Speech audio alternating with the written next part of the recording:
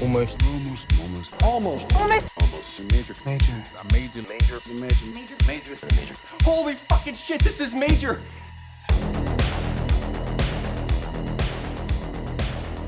Hello and welcome to this week's episode of Almost Major, where we talk about many major studios and the films they release. We are on our 1980s New Line miniseries, and my name is Kevin Tudor. I'm here with Bryden Doyle.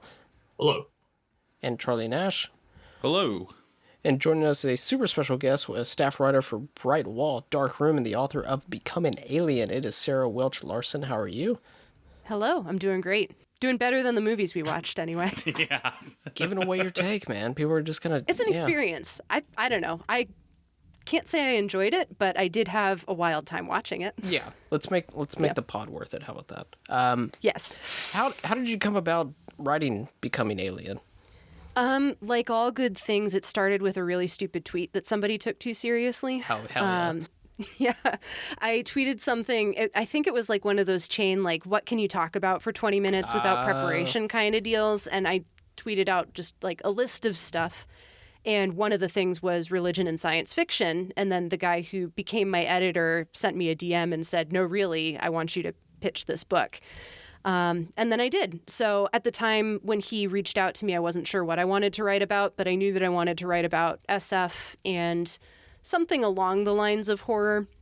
And then I went to go see a repertory screening of Alien and was like, sold, done, here we go. I want to talk about the nature of evil in the Alien universe. And I'm fortunate enough to be married to someone who has an MDiv, so I was talking about theology and evil and the Alien movies, and he was like, here's a bunch of theologians that you can read, which was extremely cool of him. So that's how I found the theologian that I engage with in my book, too. Hell yeah. I would definitely be getting that book for sure. And if you ever do a book about Prometheus, I will buy 3 copies. Just saying. There's a chapter about Prometheus in the book, actually. Let's go. Half of it better be also about Alien Resurrection, and then I'm buying like 12 copies. There's a chapter per movie in the book, and I'm a little bit mad at Fede Alvarez for coming out with another Alien movie at the end of the year, because that means that my book is going to be a little bit out of date, but if I can convince them to let me do a second edition, I'm going to try to fold that sucker in there too. Well, maybe no one will see it. I'll be seeing it. Oh, I'll be there. Oh, yeah. I will. Yeah. Okay. I'm probably going to see it. It just Fede Alvarez, not how much? I think 0 for 2 for me. Yeah. You're I'm one of trying to those remember... weirdos that doesn't like Evil Dead. I forgot. You're one of those. I wasn't weirdos. crazy about it either. Like, my Where professional am I? opinion is that it's going to be sick nasty, and I'm here, like, at least to see that, but I don't know, man. I feel like Fede Alvarez took Evil Dead just a little bit too seriously, Agreed. and I was kind of hoping for a little bit more of the Sam Raimi energy. Yeah. Mm-hmm. Oh, yeah. We got that in the very, very end, but it took a while to get there, and up until then, it's a bit of a one-trick pony, in my opinion. I mean, like, It's pretty gnarly at first, and then I feel like it got a little numbing. It's not terrible. I liked it better than Don't Breathe, which I think just completely falls apart by the end. I like that. But Girl in the Spider Web sucks. Oh, God, I always forget he made that. Yeah. I never saw Everybody that. does. Did he make anything between Alien and Don't Breathe 2? I heard that he ghost direct. I think he did reshoots for that movie Chaos Walking, but that's credited to Doug Lyman. Oh, interesting. Yeah. Yeah, I would want to shadow direct that too. Yeah. Anyways, where are we? Stranded is what we're talking about today, from 1987. This is released on November 20th, 1987. Budget of $3 million opening weekend, and overall gross, I have no idea. I did find an article that was it was very platformed, and basically was in theaters for 4 or 5 months. But I saw that in San Diego it made $1,000, so not very good. Whoa. Top 5 films that weekend was The Running Man, the re-release of Cinderella, Flowers in the Attic, Fatal. Oh, God. Yeah. Fatal Attraction, and Nuts. How long has Fatal Attraction been out? I don't know. It was in... What was the last 87 movie you did? Because we also had Fatal Attraction and Fatal Beauty. That movie set the world on fire. It's true. Terrified every straight man in the country. Yeah. Is it Was better it in than the last 87 movie we did? Did we talk about Fatal Attraction then? Yeah. Okay. Yeah. Sarah, you got any opinions on Fatal Attraction? I don't know. I've never seen it, actually. Oh. Yeah, I have a decent number of blind spots, to be perfectly honest. I mean, but we all do. I mean, it just means that I get to see that movie for the first time when I eventually get around to it. So. And then you have an entire season of a Paramount Plus show to watch too. Hell no! I'm Jesus. bad at Oh my TV. god, yeah. Same here. Fatal Attraction I find to be such a fascinating time capsule and cultural artifact, because I think that there are so many scenes in that movie that work and so many scenes that don't, and then the ending is justifiably crucified by many as like, I mean, the theatrical ending was basically because, you know, a bunch of people in a test audience cheered over a certain moment, and then they turned it into a completely different movie in the last 20 minutes. And it's entertaining, but also sucks. Oh, and it's entertaining sleaze for sure. And if somebody's like, that movie's kind of hateful, I'd be like, you're not wrong. You're not. Yeah. Sometimes you do got to watch a hateful movie, though. I did enjoy the Karina Longworth episodes Yes. Oh, yeah. about, like, erotic 80s and erotic 90s, both fantastic. Incredible. Mostly also just very fascinating because I was born in the early 90s, and so this is all stuff that I just have no frame of reference for Right. and never really caught up with. So Same. I was born in 91, so like you, was utterly fascinated by what the culture was actually like when that was going around, you know, me when I was but a tot. So yeah. Yeah. Well, and I was also raised evangelical as well. So there's like an additional layer of separation where I'm familiar with the aesthetics of stuff, but occasionally something will just come straight out of left field, and I'm like, I have no idea what any of this is or how to deal with it because I've just never encountered it before. So Did it feel like growing up that things were much more adult than they are now that we're adults? I mean, I guess, at least in terms of like the mainstream. Yeah. Yeah. I feel like a lot of like the really mainstream stuff is just so geared towards appealing to all four quadrants that you can't really put anything that's too particularly offensive in there. Yeah. Or at least most people are not willing to go out on a limb. That makes me sound like an old man yelling at a cloud. I do think that there's a lot of really You adventurous do get stuff to a out certain there. age where you're just like, Yeah. wasn't shit made for adults, and now I'm No. adult and nothing is made for me? Like, I mean- watching, I just went down a rabbit hole of like sci-fi horror movies, and it's just watching Species, which is like way too long, but also kind of fun. And that movie is an R-rated movie, and it made like $120 million. Like, insane. And there is no way something like that is happening now. I feel like most of the really like hard R thoughtful stuff tends to be either indies or, I don't know, maybe something from another country. Like, did y'all see Sputnik in 2020? No. I've heard that's good. I haven't. It's quite good. Yeah, it's it feels. I think it was sold to me as being like the Russian version of Alien, and it's not remotely that at all. It's actually like a werewolf movie, but with a space alien. Very gory, very thoughtful. I enjoyed it. I had a good time. Dead air until I find this shit, because this sounds awesome. I've seen this I think cover it was on before. Hulu for a while. Yeah. Okay. Yeah, I've seen Also, this. are you wearing an Eyes Wide Shut shirt right now, Kevin? Yeah, I was just thinking when we were mentioning this, I have a vivid memory of my parents renting. Like, I went to the video store and got something with my sister, and then my parents got back my dad got back in the car. My mom was waiting. Was like, "What'd you get?" And my dad was like, "Oh, they didn't have anything. I got Eyes Wide Shut." And I'm like, "That was a thing. That was a thing." My parents tucked me into bed and then went downstairs to watch Eyes Wide They're Shut. out of Like, Runaway Bride, so I got Eyes Wide Shut. And she's like, what? No, it just, I mean, also, it just, the internet wasn't what it was, so everything, there was a lot of like, oh, that's for adults, you can't watch that. And that was the end.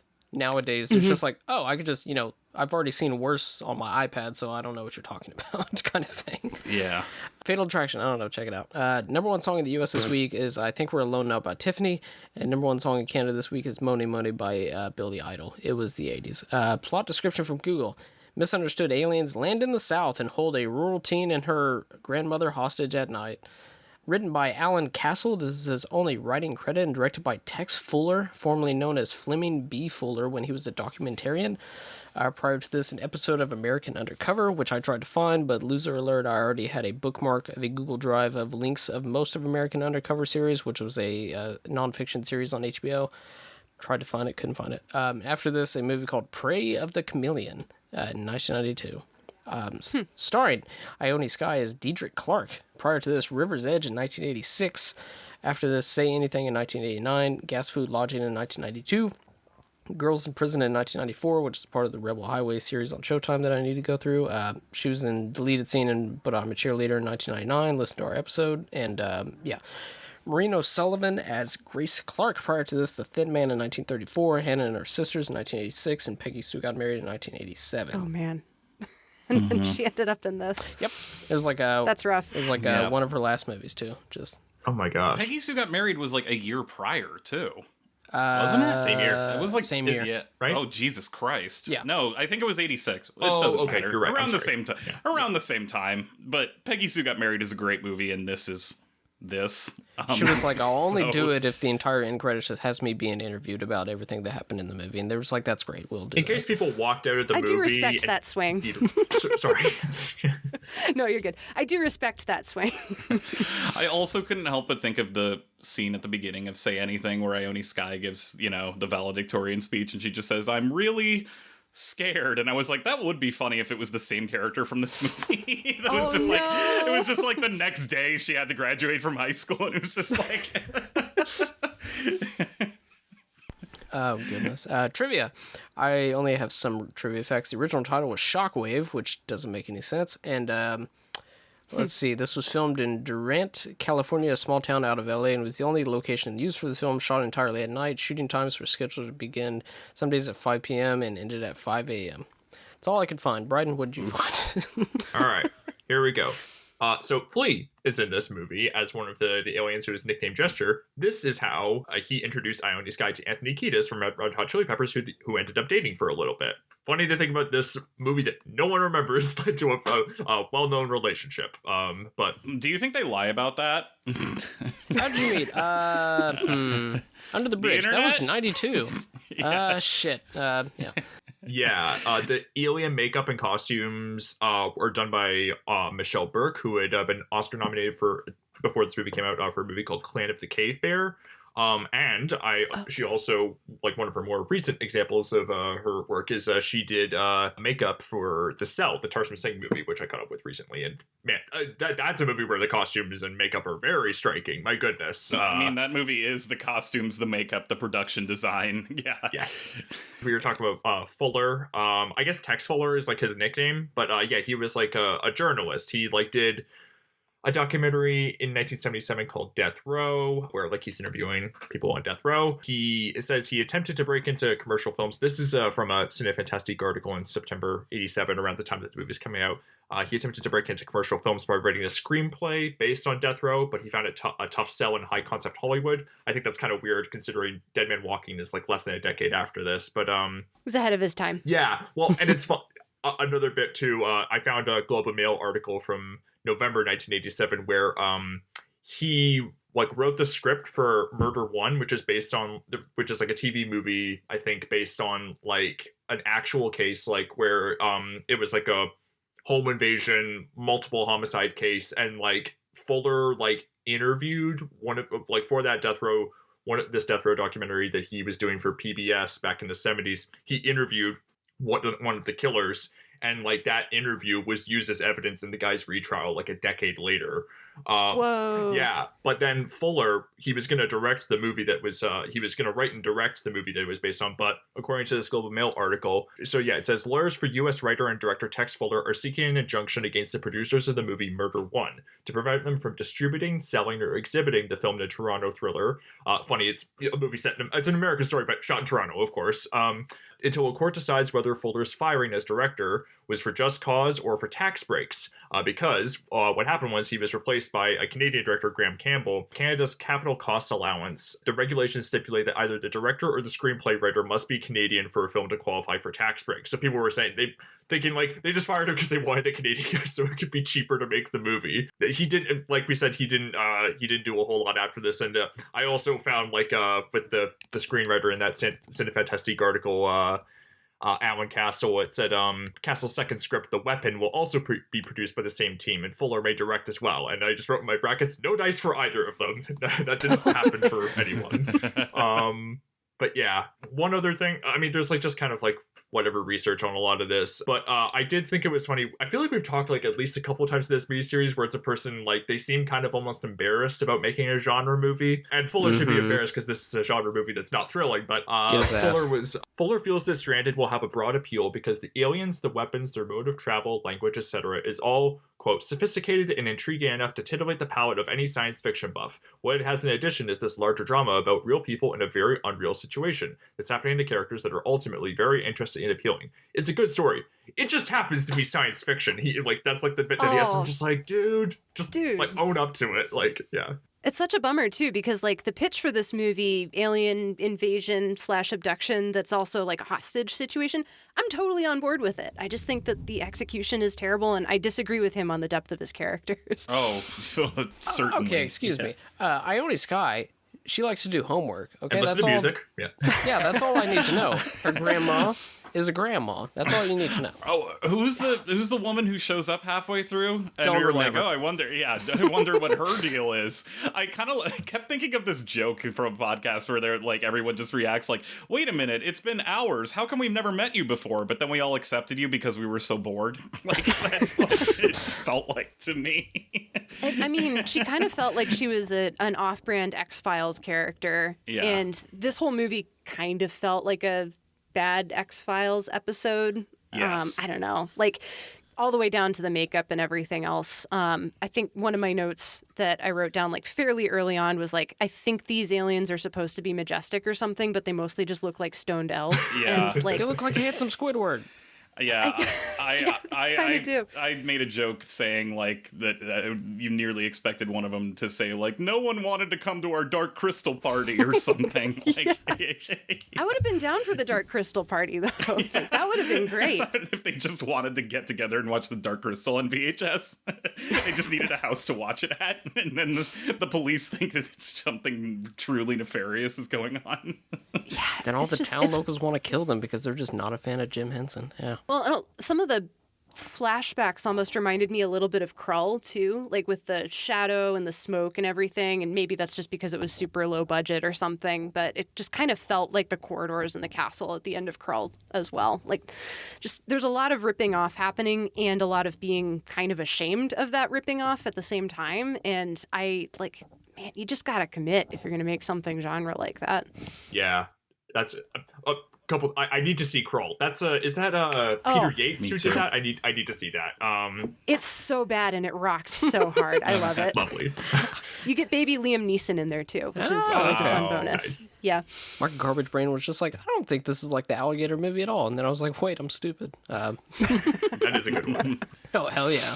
I also think it's funny. We're talking about how this movie is like doesn't really do a lot with its premise. But I saw the Cine Fantastique article, and I read this article before I saw the movie, and in retrospect, it's baffling that the movie is still this boring. But it says, in keeping with Fuller's idea that, quote, the less language the aliens use, the better, over half of Castle's original dialogue was lost during filming. I'm like, they lost half the dialogue, but the whole movie is still people just like standing across from each other and talking. It's so boring. I mean, that's pull why out it's a- like 80 minutes long, I guess. Because they're They just just like, pull where's out a- all of our dialogue? Yeah.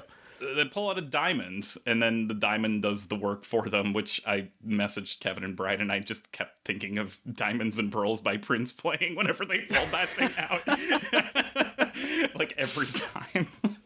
I don't know why. My brain was broken last night when I watched this thing. And Can't say I blame you. yeah. A lot of the alien language just felt like it was made up on set too. I have no idea what's going on with that, but it just kind of felt like we're going to start speaking gibberish now. We don't know what to say next, so we're just going to string a bunch of consonants and vowels together. It sounds like And The it always- Sims.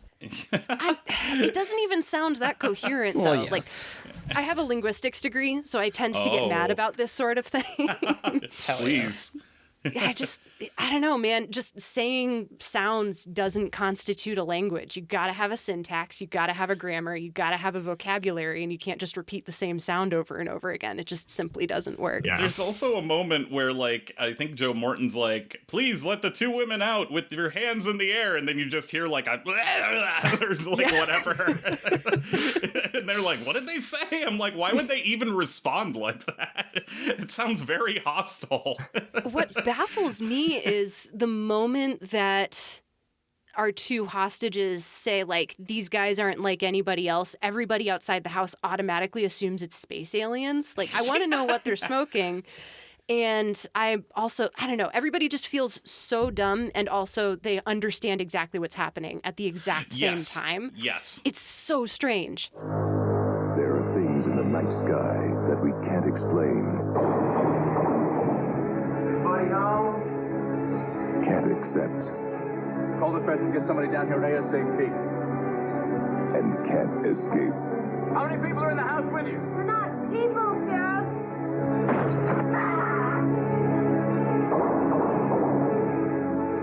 Stranded, rated PG-13. Do we even have a plot summary for this thing? Oh, we do, but it will go by very quick. But we'll just do initial thoughts. Yeah, it's pretty terrible, but I did write a lot of jokes down, so I'm going to get those off. But one of the first lines is just that guy that comes over, and then like his buddy in the truck is like, she's only 17. He was like, that's old enough. Who cares? And I was just like, God, fucking 70 minutes left, folks. Let's go. Yeah. I was so mad. Also, I think that's a father-son duo. Oh, cool. Ew. Yeah. Even Nice. grosser. Yeah. Ooh. I did write down that I would give this movie props that like 7 minutes in, like the aliens have already shown up. But then I was like, they're like Star Trek-ass aliens, so I don't really care. But it did remind me of No One Will Save You, where like 10 minutes in, are just like, oh, the aliens are here, and they're ready to fuck shit up. Like, but they don't. They show up, and they're just like, please help us. And I'm Their like, idea no. of fucking shit up is eating Oreos. It's also got like the weird backwards logic where usually it's like when the teenager's at home with a parent, it's usually like, fuck you, mom, I will go to the dance. And this is the opposite where he's just like, I just want to do homework. And grandma's like, you should invite that nice boy over. And then she's like, no, I have to stay.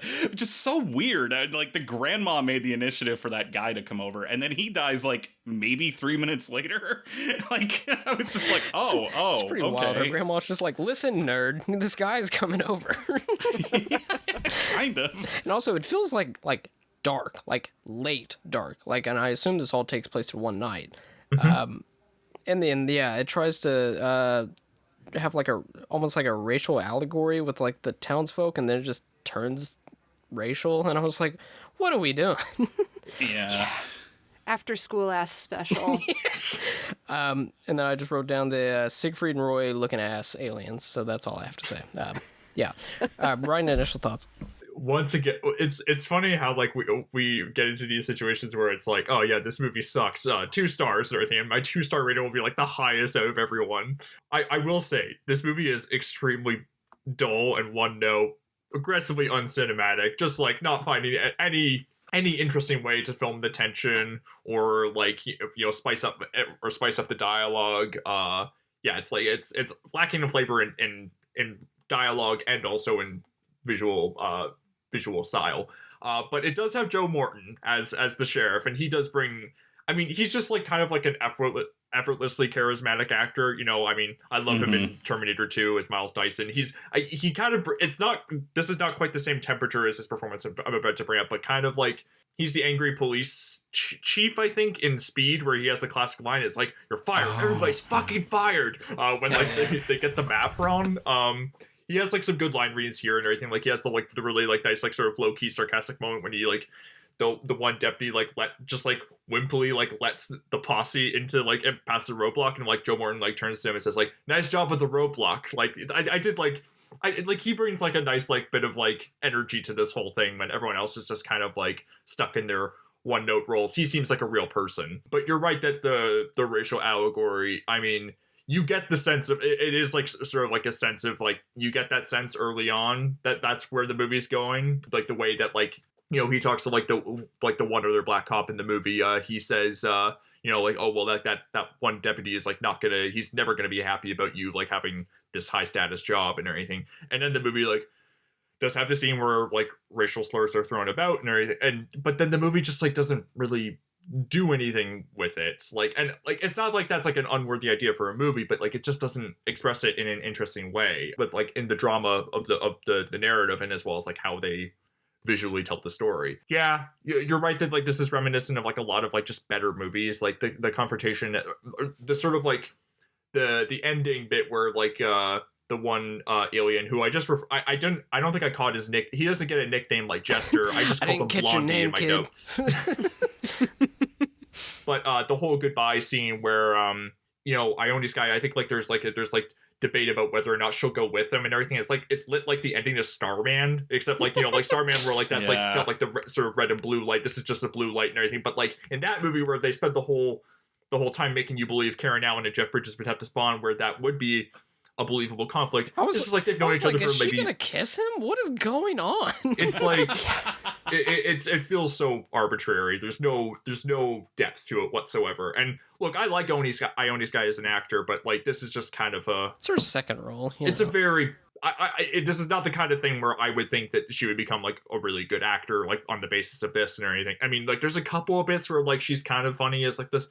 Like the snotty kid and everything, like when like there's like a couple bits where like she's like sitting on the counter and everything all kind of like scrunched up and everything. That is like kind of like a funny teenage pose and everything, but like there's just again like I think a lot of the performances here are just kind of hemmed in by the fact that like there's no characters in them. They're just like going through the motions of like this plot that's like very rote. Now it's just there's really nothing to this. And then like if you're thinking the movie's lacking in energy like throughout the whole runtime, the closing credits sequence where they basically just like recap the whole movie in like the most laid back manner. It's just like I will what's say the the point reporter, of this? he knew his job. I watched this late at night last night. I had my thumb over the power button of my TV, and then as soon as that faded back in, I was just like, "Are you kidding me?" You got held hostage by this movie as well. And then I was like, "Oh my god, it's lasting the entire credit sequence!" Like, Charlie, go ahead. Tell us what you think. I don't have anything to add except Joe All Morton right. pretty much brought me through this thing.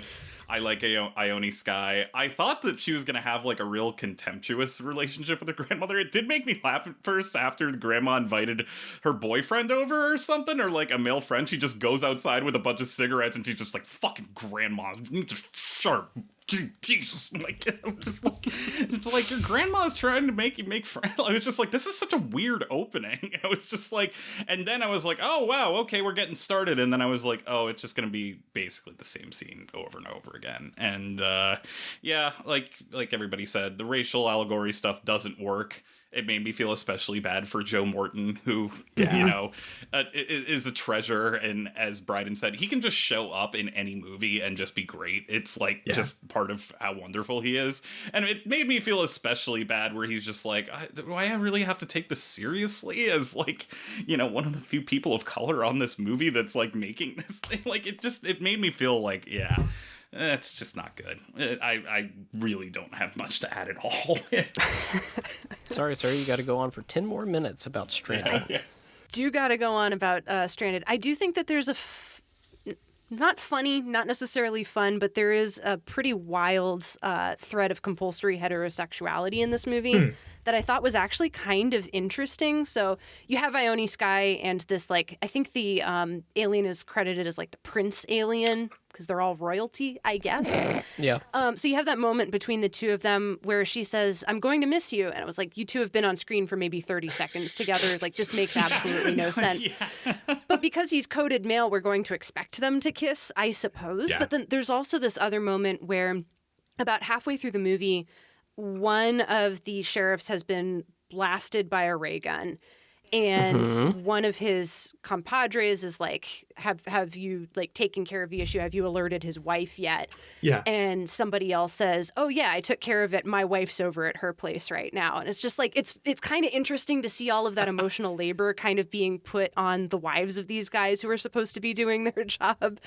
Yeah. And who can't even, I don't know, effectually kick in a door, which I'm going to blame just on the movie making and not necessarily just on this particular police department. But it was very funny to watch everybody be really ineffectual at their jobs. Yeah. And then also just kind of lean on the women to do their work for them. So I don't know. Didn't think it was great. Wasn't there Didn't even like Sorry. Well, isn't there like also an expository scene where grandma's like basically just like, I am grandmother, and that's all I'll never need to be? Like that. Like the movie like much. stops dead in its tracks just to be like, yes, I am grandmother, and then it just keeps going. Like, Yeah. I think I had blocked that from my brain, but yeah, 100%. She's old and she's a woman, so she's just going to be the nurturing figure in this particular place.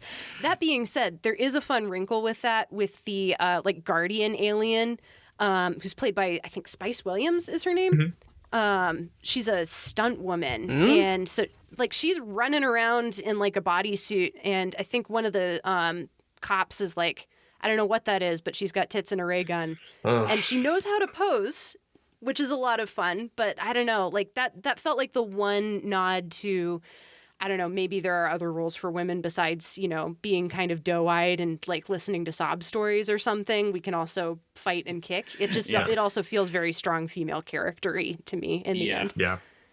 I did think it was funny when Ione Skye, you know, who's doing her damnedest, has to like fully convey like it's incredible they're not from here, and like just but nobody trying says to the word alien at all. Nobody says the word alien.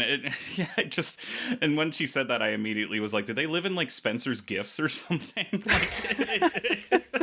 Like they just come out when the mall closes at night. Like I think the first time we see one, it pops up and you get kind of like a Nosferatu face in the darkness or something. I was like, okay, maybe we're cooking here. And then unfortunately, it didn't live up to that level of menace. No. Yeah, this movie doesn't really do a good job of like even like. I mean, I see what Kevin means with like bringing up the economy of narrative at first, where it doesn't sustain it, but where it's like the aliens come in like less than 10 minutes in, but like then you're seeing them like right there, like in full form and everything. Whereas like I feel like a more effective movie would like, you know, try to like, I mean, I guess like you can't because like you're trying to get the hostage narrative going and everything, but like they don't even really try to make them they're not trying to be mysterious. scary. Yeah, they're just like they're just like some guys. Yeah, like, and that's what I mean. Not saying every alien movie they have to be scary or whatnot, but it felt more Disney Channel original movie than like absolutely something like that. Which, hey now, I'll watch some fucking Xenon Princess. Xenon. Yeah. I'll watch some of that shit, but I know that going in. I will say that the stunt woman, that character, that alien or whatever that's all in black, looks cool, but the rest of them, they all look like real life Beavis. So like, she kind of looked like Spawn a little bit. Not like. You ever rewatched Spawn lately? I pretty have terrible. Only seen snippets of Spawn. It's bad.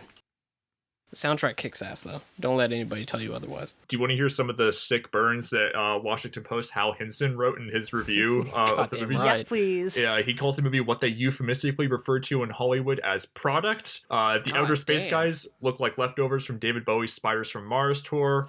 God damn. This is really funny, just sort of like the scolding tone. I like this. O'Sullivan talks to the aliens, especially her favorite, a monkey-like creature with oversized ears she names Jester, in much the same way she talked to Cheetah in the Tarzan movies. The alien doesn't seem to mind all that much, but then again, she keeps giving him Oreo cookies and pouring him whopping glasses of cognac. Call me old-fashioned, but is this any way to treat an alien? Woo! Gotta reach that word count, don't you? And then he says, all is handled with extraordinary ham-handedness by Fuller, who has a true gift for monotonous imagery. I think that's a very good descriptor. Mm-hmm. As for Skye, her talent is sullen brattiness. She's hardly the ideal choice for goodwill ambassador to the heavens, which I think is a funny note because in Say Anything, I think she's like a very cheerful, like, you know, character, very good-spirited and friendly. So like kind of an interesting sort of 180 there. Also a much better movie and performance, but that's a whole other thing. The movie was lighted by what looks like the headlights of somebody's car, and as for special effects, there is a glowing powder blue object that floats and spins a little. Exciting stuff. And it's certain that more time was spent on this little trick than on the script. And then the review is, I guess like this is like the New York Times will sometimes say like, you know, this movie's rated whatever for this kind of content. Stranded is rated PG-13 and contains material offensive to Southerners because he makes fun of the inconsistent Southern accents throughout the movie, which I didn't notice, but you know, anyways. I didn't either, but you know. Yeah. Amazing. Spice Williams also did stunts for Spawn. That's right.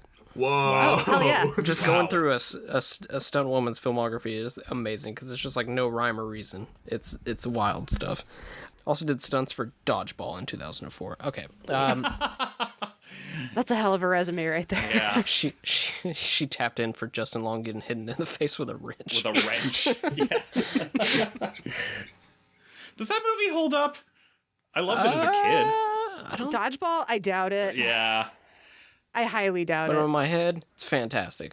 Now Yeah. I'm gonna live with that. How about that? Weirdly enough, the one line that has stuck with me is at the very beginning of the movie where Ben Stiller says, "Here at Globo Gym, we know that ugliness and fatness are genetic disorders, much like baldness and necrophilia." And I'm like, Yikes. what? Oh. Yeah. Like, what a strange line to open your movie with. Like, I will say Rip Torn is pretty fun in it. oh, when is Rip Torn not great? I mean, yeah. He's not bringing Freddy Got Fingered energy, but it'll do. Yeah. No. Well, he did. The PG-13 rating probably restrained him a little bit in that movie. Yeah. I don't know about Dodgeball, but Okay. I am dying to know, like, what Oreo executive thought that they were making, like, the Reese's Pieces and E.T. level that was my deal. first thought too. Yeah. It is so weird because I just thought of this movie we're in a group chat, and there was another movie called Magic in the Water, which was an E.T. ripoff that also used Oreos for the Reese's Pieces, and that movie sucked too. So Oreos always got product placement in the worst sci-fi ripoffs for mainly younger audiences. Yeah. That's unfortunate for that poor Oreos executive. I know. They're floundering, clearly. Everybody's gonna think Floundering Oreos for suck, years. and it's just like, no, buddy, they don't. You just gotta choose better. You know. Yeah. I do feel like that probably explains their pivot to, like, novelty Oreos with Pop Rocks in them or something. Yeah. Has there ever been a good use of Oreos in a movie? I guess The Parent Trap with Lindsay Lohan? Yeah, I'd say that counts. Yeah. Is there a Wikipedia page on Oreo references in movies that we need to look at? Probably. Just hive mind this Boy. shit for like 5 minutes. Hold on. I can't think of any. I can't think of any other Reese's Pieces ones though, because they were just like, I mean, you did it one and done, man. Well, Reese's Pieces are kind of an overrated... I mean, are they overrated or underrated? Beat your I'm goddamn anti ass. Reese's Pieces. What? You gotta do. Yes, you gotta just do the full cup. You gotta commit. Yeah, I'm kind of the same way, and this is coming from someone who would get stoned in college and buy a whole jar of peanut butter just to eat it by the spoon. So, That's like, you, right? I remember when I was in. It was after I was in first year university. I went to stay with a friend in Oshawa, and I went across the street to the Shoppers Drug Mart to get. They had like sort of I think it was like white chocolate Reese's Pieces in like a bag and everything. It wasn't like in the cups or anything. It was just like kind of like cup shaped candies. But my friend's place didn't have any didn't have like a very good AC or really any AC. I think it was isolated to just like one person's room. So I put the Reese's Pieces in like a dark closet thinking, well, that will like protect you from the heat, right? And instead I got it out like the next day. It was just like melted, like warm Reese's Pieces, like white chocolate flavored. And I was just like, well, this isn't very good, but I bought it. So I'll like try it. And it was not worth it. But yeah. I'd put it in the fridge. You'd be Also, good. white chocolate not going to improve Reese's Pieces. White chocolate's the worst kind of chocolate. I'm just going to lay my cards are on we the table doing? right now. I don't know if I agree I'm with here that. with you. God what are we doing, dog? Milk and dark are so much better than white. White's not even real chocolate. Dark is disgusting. It's only good on Have York you had the- peppermint patties. Have you had the Reese's peanut butter cups with Yes. like the chips mashed up on the inside? Those are the only ones I haven't had because I'm just like Those things rock. Really? They're so Ooh. good. The ones with Yeah. pretzels, good. They have a new one with caramel. As somebody who has stopped eating sweets, fucking incredible. The chips make it a nice like level of sweet and salty. I feel like the pretzels are a little bit too hard, and I like to throw my Reese's peanut butter cup in the fridge before I eat it. Yeah. Nice. I love Yeah. a good frozen Reese's peanut butter cup. I've Yeah. never wanted to talk more about Stranded because, boy, howdy, I haven't had Reese's in so long. As somebody who used to just be like, yeah, give me like 5 king-size Reese's. That'll last me for another hour, maybe. Reese's Sticks, that might be top tier right there. Oh yeah. Ooh. I'm going to cry. Anything else?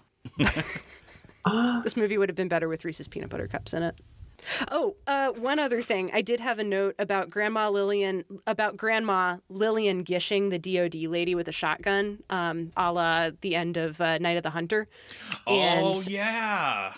I had forgotten about that moment until I double-checked my notes, which I think tells you about the level of quality Well, of the film. I think it was so late into the movie, and I kept like checking to see how much time was left that it just like escaped my brain because I was just trying to get through this thing like homework. So yeah, I guess it does kind of raise the question though, like alien abduction movies, I feel like have to have a farmhouse, like a remote location, and somebody's got to have a shotgun, right? Like those are kind of emblematic of, which I hadn't really thought about before, but I just thought of War of the Worlds 2005 farmhouse, Tim Robbins wielding a shotgun. Hell yeah. Men in Black. Does Men in Black have a shotgun?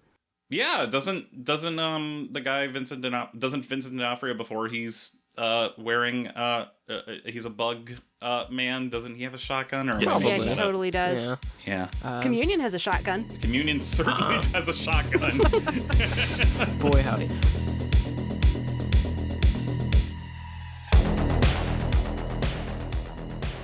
Thank you for listening to this week's episode of Almost Major. Please rate, review, and subscribe to us on iTunes. Please follow the pod on Twitter at Almost Major to keep up to date with what movies we will be covering in the future.